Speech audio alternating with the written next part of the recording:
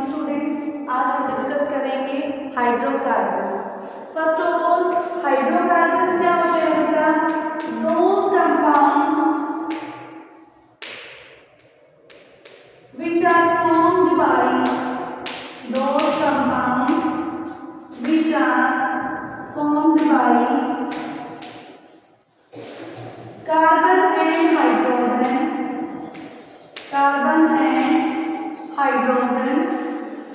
are known as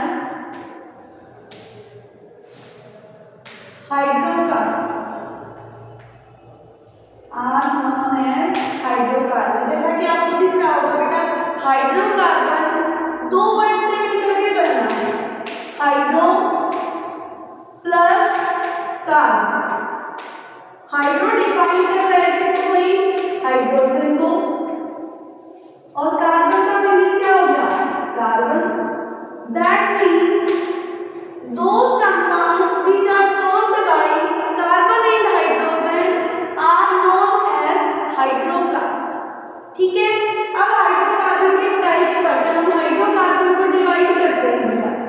hydrocarbon को हम two parts में डिवाइड कर सकते हैं, that is one is saturated and other one is unsaturated.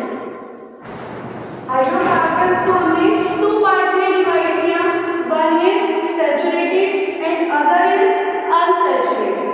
Saturated वो होंगे बेटा जहां पर कार्बन कार्बन के बीच में क्या हो? Single bond. और अनसैचुरेटेड फर्दर टू टाइप्स के होंगे भाई। एक तो वो होंगे जहां पर कार्बन कार्बन के बीच में क्या हो? डबल बॉन्ड हो।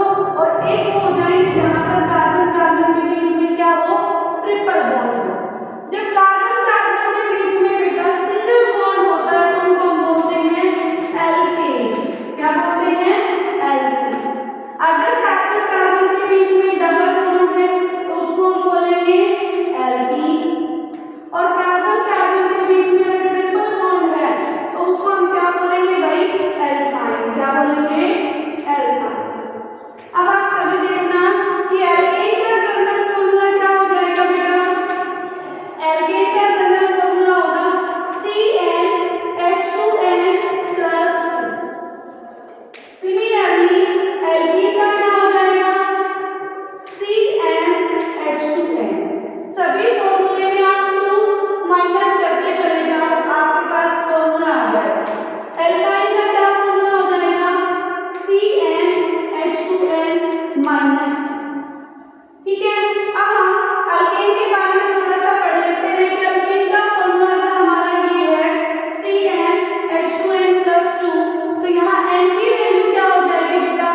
1 2 3 4 एंड सो ऑन। सिमिलरली